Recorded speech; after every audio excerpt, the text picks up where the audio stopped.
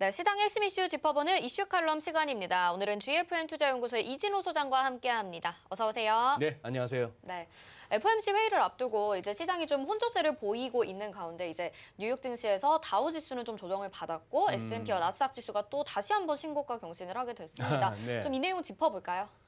예, 어쨌거나 지난주 수목이었나요? 어쨌거나 하루 차이로 중국 먼저 이렇게 PPI, CPI 나오고 네. 그 다음날 미국의 5월 CPI가 나왔는데 뭐 헤드라인으로 나온 숫자는 다 높았죠. 아마 이미 며칠 전 내용이라서 다 짚어보신 것 같습니다만 그걸 어쨌거나 잘 소화해냈습니다. 네. 중국 같은 경우는 생산자 물가 지수가 9%나 오르는데 1년 전 대비.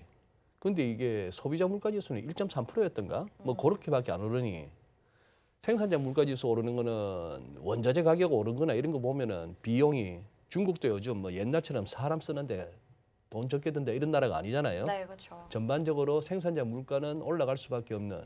그래서 헤드라인이 작년에 워낙 안 좋았으니 9% 그래도 높다 했는데 소비자 물가 지수를 보고 중국은 조금 마음을 놓은 거예요. 아, 이게 소비자 물가로까지 가격이 비용 상승의 부담이 전가되진 않는구나. 아마 두 가지 측면일 거예요. 그렇게 가격 부담을 줘버리면 안 팔리니까 그럴 수도 있고 아니면 중국이라는 나라의 특수성으로 또 당국이 좀 이렇게 그런 쪽에 압력을 가했을 수도 있고 그렇다면은 중국발 인플레 그렇게 크지는 않겠다는 그게 있었고 그다음에 미국 같은 경우는 그게 컸죠. 전년비는 높지만 이거는 작년하고 비교함에 있어서는 아무래도 기저효과를 생각하자. 그리고 작년 5월이 거의 뭐 0.1% 상승이었으니까 CPI가 작년에는 0.1% 그리고 1년 후에 5% 그러면 뭐 대충 나누면 2.5% 아니야? 그 정도면 된 거 아니야? 하는 거하고 전월비 수치가 좀 낮아지는 이런 것들이 괜찮았어요. 이제 남은 이벤트는 FMC죠. 그렇죠. 그러다 보니까 이제 시장이 이렇게 숨죽여 있는 겁니다. 우리도 참 꼬물꼬물 오르지도 못하고 내리지도 못하는데 이 차트 한번 보세요. 보시면은 저 같은 차티스트 입장에서는 이럴 때마다 참 짜릿합니다. 시장이 희한해요. 이 선 보세요. 작년 10월 말부터 전 세계 증시가 다 랠리가 펼쳐졌잖아요. 네. 우리나라 같은 경우에는 갑자기 외국인이 삼성전자 하이닉스 막 잡아 당기고 그렇게 해서 해바뀌면서 개인들이 확 달라들었다가 지금 아직 깝깝한 상황이고. 근데 이렇게 해서 나왔던 저점 하나가 있어서 확인을 해서 연결을 했더니만 이게 최근 들어서도 2번 정도 현재 딱 걸리는 겁니다. 자, 그러면 여기서 뭐다? FMC 이후에 이놈의 다우지수가 밑으로 조금 더 조정이 깊어지려는지 FMC 확인하고 나서 됐어 하면서 또 위로 갈라는지 이런 부분인데 기술적 보조지표는 현재 중립적이긴 합니다. 중립적이긴 하나 MACD 오실레이터가 약간 이렇게 마이너스에서 플러스로 갈 듯 말 듯 하다가 마이너스라서 조금은 시장에 경계감이 있죠. 거기다 캐터필라 보세요. 이게 대표적인 경기 민감주 아닙니까? 중장비 업체. 네. 네. 뭐 인프라 투자 뭐 이런 얘기 나오면은 이거는 이제 각광받을 수밖에 없는 건데 확실히 이거 보시면은 이제 수정 앵커나 우리 시청자 여러분 제가 하도 2018년 2월 얘기를 자주 했으니까 그때부터 이렇게 다들 꺾였어요. 얘는 보니까 거의 우리 코스피하고 궤적이 비슷합니다. 나스닥이나 뭐나 할 것 없이 미국 지수 자체는 2018년 2월보다 일찌감치 고점을 높여 나갔습니다만 이 캐터필러 같은 거는 거의 우리 코스피처럼 그렇게 해서 팬데믹 두드려 맞고 나서야 저점 확인하고 올라왔는데 이 부분은 굉장히 탄탄하게 왔죠. 무엇보다도 유동성의 힘이었을 거고 최근 들어서는 또 뭐다? 인프라 투자 뭐 이런 거 하니까 경기 회복세에 기대감이 컸는데 일단 데일리 보시죠. 올라올 때 기울기보다 빠질 때는 또 더 급합니다. 그러면서 지난주에 아주 큰 음봉이 나왔어요. 그런 상황 하에서 MACD 매도 신호 나오고 RSI 과매수 국면에서 꺾이고 그러니 조금 이제 다우의 대표 종목이라 할 만한 저런 데서 첫째 급하게 많이 올랐다. 그런 상황이고 나스닥은 지난주 봤을 때보다 조금 더 올라와서 뭐죠? 지난번 2번 막혔던 여기를 가느냐 마느냐 이런 상황이고 여기서 이 부분은 뭐 넘어가고 아직도 지난주 말씀드렸던 이 두 개의 시나리오는 여전합니다. 결국 2번 막혔던 여기를 열고 추세 지속형 패턴으로 해서 더 뻗어나가느냐 아니면은 이번에 그냥 막혀서 트리플탑, 삼중 천정이 돼서 조금 주저앉아야 되느냐 이걸 갖다가 FMC 보고 결정하겠다는 거예요. 네. 지금 이렇게 혼조세를 보이고 있는데 조금 더 불안했던 게 장 중에는 더 큰 조정을 받았다. 막판에 이렇게 들어 올리면서 S&P와 나스닥이 신고가 경신을 한 거잖아요. 네. 그래서 아직은 좀 불안한 모습을 많이 보이고 있는 것 같다라고 생각이 드는데 그럼 FOMC 회의에서 우리가 조금 더 주목을 해봐야 될 게 당연히 뭐 테이퍼링 이야기겠지만 어떤 부분을 조금 더 심도 있게 보면 좋을까요? 네. 아마 뭐 큰 거 있겠느냐. 지금 당장 무슨 엄청난 정책 변화를 내놓을 수 있겠느냐 하는 그런 차원인데 그냥 주목할 거는 369, 12월에는 그래도 경제 전망, 성장률 전망, 인플레 전망, 실업률 이런 걸 갖다 수치를 또 제시하잖아요. 네. 또 거기다가 점도표가 나오잖아요. 이제 FMC 위원들이 자기들이 생각하는 금년 말, 내년, 후내년 뭐 기준금리가 이 정도 가 있을 것 같다, 이제는 갔으면 좋겠다는 차원의 점을 찍는데 그게 이제 중요한 거죠. 이거 보시면은 지난 3월 FMC에서 점도표입니다. 넘겨주시고 점도표를 한번 띄워주시죠, 화면에. 자, 여기서 이제 점도표를 보시면은 우선 2021년에는 그 다음 슬라이드로 넘겨주세요. 요거 다음, 자, 2021년 금년이잖아요. 금년 보시면은 지금 여기 뭡니까? 0에서 0.25입니다. 자, 요 굵직한 선이 1%포인트씩이에요. 1, 2, 3, 4로 올라가는데 여기 보면 0.25%씩에서 이렇게 또 매듭이 지어져 있죠. 금리 통상적으로 25bp씩 움직이니까 네. 지금 제로에서 0.254입니다. 페더럴 펀드 타겟 레인지라고 하죠. 연방 기금 금리의 목표 범위. 그렇게 해서 제로에서 0.25, 그래서 0.125, 요 자리에 이렇게 점들이 다 찍혀서 지난 3월 달에는 금년에 금리 인상 없어. 다들 합의가 됐고 내년 가면은 한 4명 정도는 금리 좀 올려야 되는 거 아니야? 후내년 가면은 한 7명 정도는 금리를 좀 올려야 될 것 같은데 특히나 2명 정도는 뭐죠? 금리를 올려도 한 4번은 올려야 되는 거 아니야? 이런 얘기예요. 그렇네요. 네.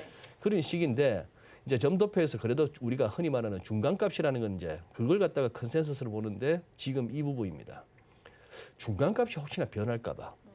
금년이야 변하지 않겠죠.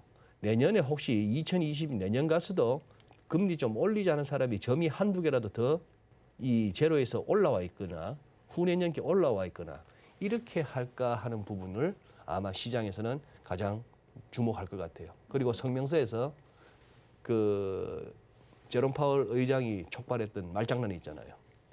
금리 인상을 생각하는 것조차 생각하지 않는다의 개정판, 테이퍼링을 논의하는 것을 논의한다. 네. 예.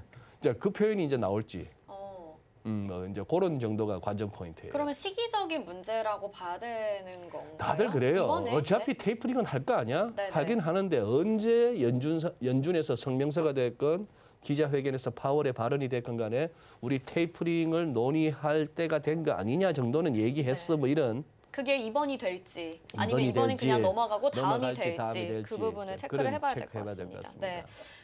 근데 미국의 통화 정책도 이렇기는 한데 또 우리나라도 하느니 계속 이제 금리 인상에 대해서 자꾸 언급을 하고 그러니까요. 있잖아요. 그래서 예. 우리나라도 사실 좀 불안한 부분이 있는데 이 부분 어떻게 봐야 될까요? 사실 뭐 연준도 그런 표현, 채권 시장에서 자주 쓰는 표현, 이미 깜빡이 켠 지는 오래됐고 우리 테이퍼링 할 거야. 네. 이런 식이고 우리 한은도 금통위 때나 아니면 이런저런 기회 있을 때 한은 뭐 총재, 부총재 할 것 없이 금통위원들이 뭔가 한마디 하면은 우리 신문 기사에서 깜빡이 켠 한국은행 이러잖아요. 네. 자, 금리 인상 깜빡이는 켰습니다. 2번에 걸쳐서 부총재부 한 분이 그러셨잖아요. 6월 10일 날 기준금리를 한두 번 올린다고 해서 긴축은 아닐 수 있다. 여기서 언론들은 그걸 갖다 주목한 겁니다. 기준금리 한 번 올린다고 아니고 한두 번 올린다고 했더니만 이게 단발성이 아닌가 보네. 한두 번까지 얘기를 하니까 또. 네. 예, 그렇게 해서 이제 그리고 그 얘기를 한 거예요. 이 레토릭을 보시면은 가계 부채가 계속 증가하고 있고 자산시장 투자가 많이 늘어나는 부분을 좀 비중이 고려해야 된다. 이 얘기는 가계 부채 너무 느는 것도 좀 걱정되고 자산시장 투자가 많이 늘어난다. 저 표현 뭐겠습니까? 소위 말하는 금융 불균형 내지는 금융시장 안정 뭐 저런 표현들은 다 중앙은행가들이 쓰는 야 시장 약간 버블기가 있다 이 표현이죠.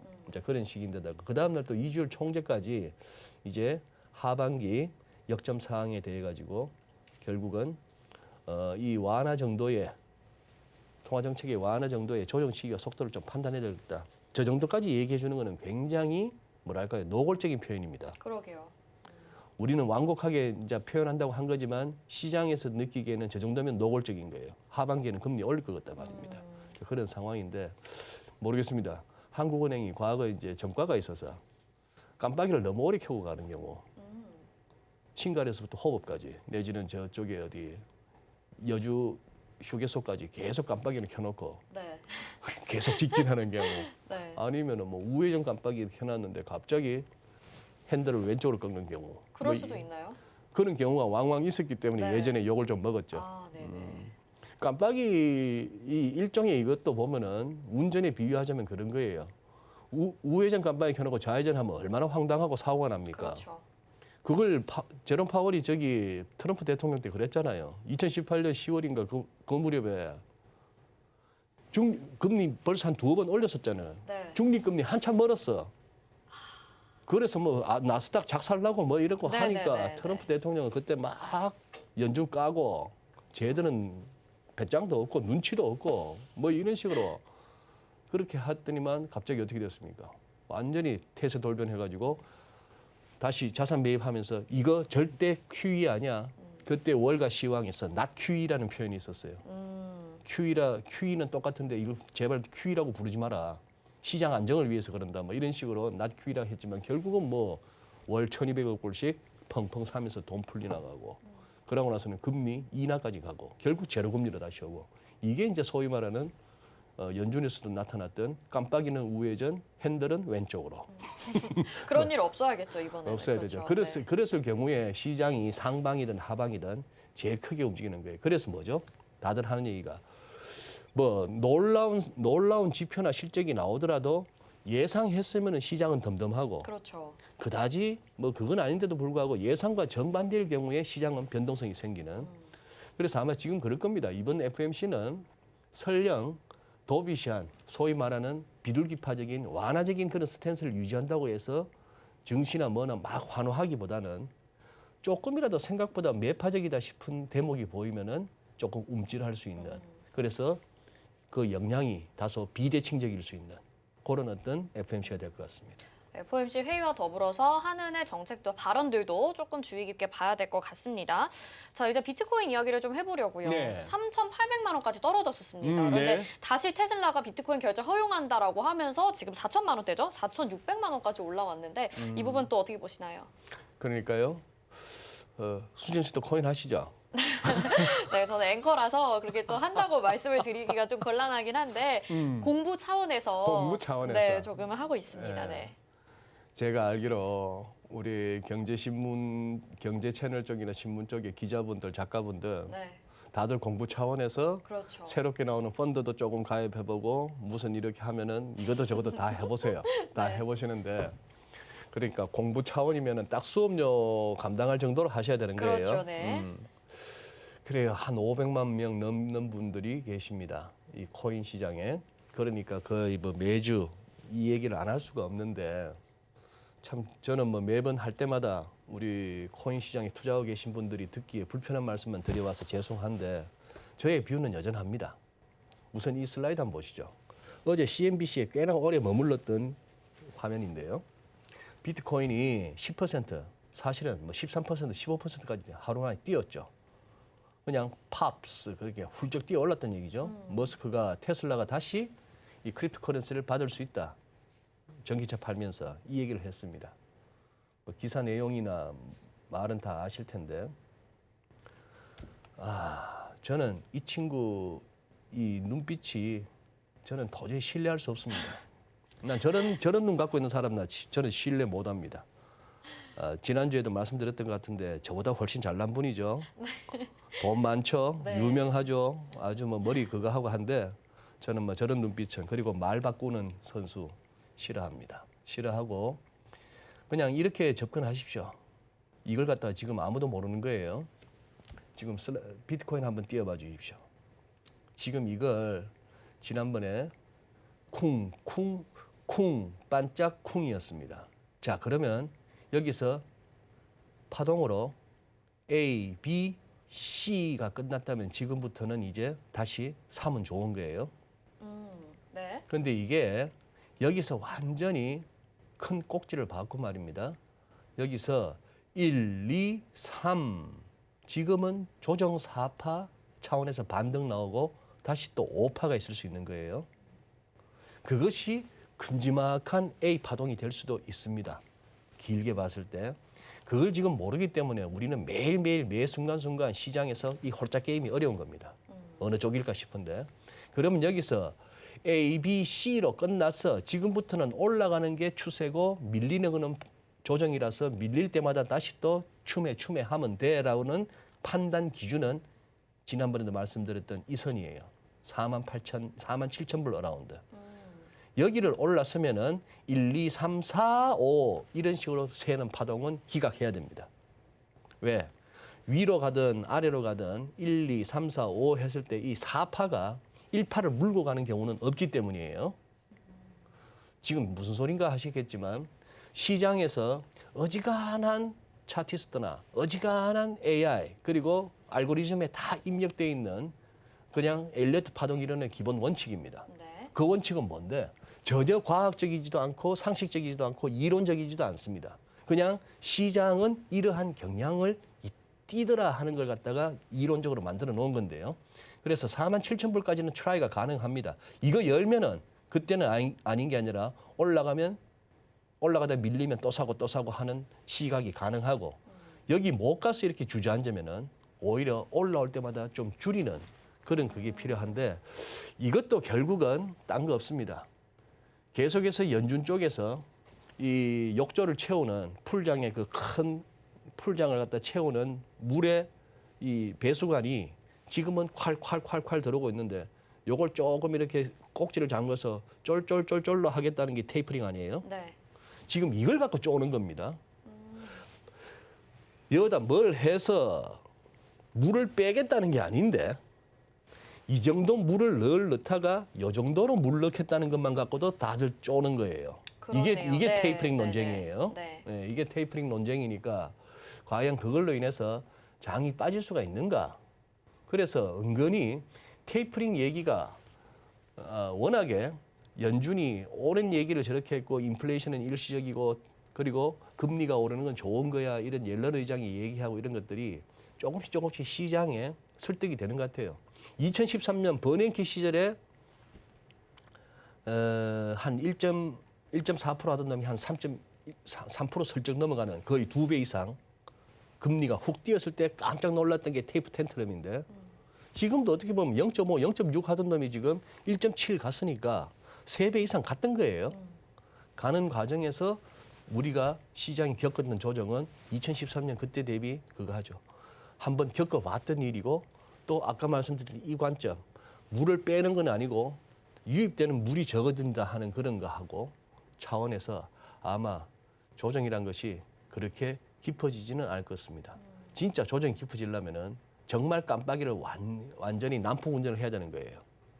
갑자기 8월 달 잭슨홀 회의나 9월 다음 FOMC쯤에서 우리 금리 인상 해야겠는데 이래버리면 진짜 시장 이제 정신없어지는 거예요. 네네. 네.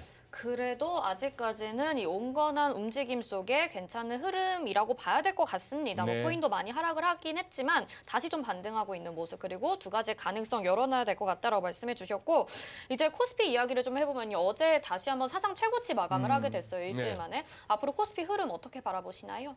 뭐 종가 기준으로는 이제 사상 최고치 경신을 계속했습니다만 이제 그 장중 고점 1월 11일 날 찍었던 네. 3,266. 점 1 아니 앞뒤가 똑같은 3266.23 아, 끝에서 네. 봐도 3266.23 아, 네네네. 네. 그걸 아직까지 못 넘었죠. 그걸 아직 못 넘은 가운데에 아마 그냥 그렇게 보셔야 될 것 같습니다. 항상 FMC 같은 빅 이벤트를 앞두고 이렇게 되면 시장이 이렇게 갈 거야. 주가는 이렇게, 금리는 이렇게, 환율은 이렇게. 그렇게 시나리오를 짜두시는 것보다는 대부분 시장에 오래 계신 분들 그리고 또 꾸준히 수익을 내시는 분들은 그런 거 다 필요 없다. 나는 잘 모른다. 그리고 시장이란 것이 그렇게 늘 합리적으로 수학 공식 풀듯이 가는 것도 아니다.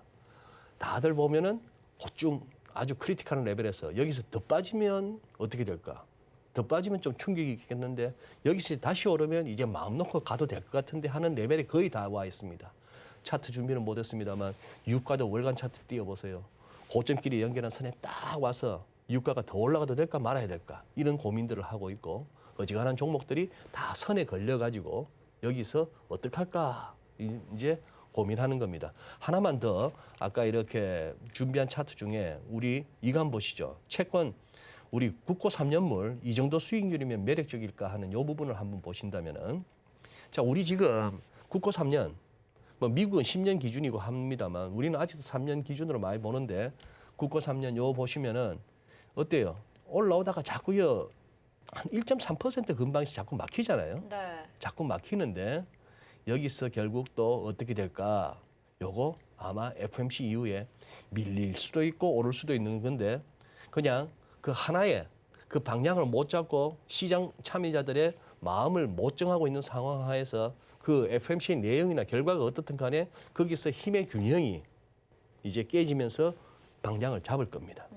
그리고 하나 더 준비한 차트니까 자, 그 위에 먼저 한번 보시면은 짧게 말씀드릴게요. 우리 IMF 때 3년짜리 채권 시장 17%대에 있었습니다. 저런 금리 다 경험했었는데 황당하죠. 네. 저게 지금 이제 1.2 뭐 이러고 있는 중입니다.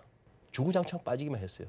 근데 지금 이제 조금은 이제 이것이 너무나 우리의 새로운 노말이 되는 거 아닌가 하는 생각도 하게 되고 또 하나 여기서 여러분들께 피보나치의 중요성을 한 번 더 강조드립니다. KTB 저기 10년짜리 국채 선물 이거는 아까 금리가 아닌 국채 가격이라고 보시면 되겠는데 금리가 그동안 올랐으니까 국채 가격이 떨어졌던 거 아니에요? 그런데 뭐예요? 여기서 자꾸 이렇게 두 번 막히는 게 딴 거 없이 한번 펼쳐봤더니만 예, 다들 이런 데서 주목하고 있다는 것입니다.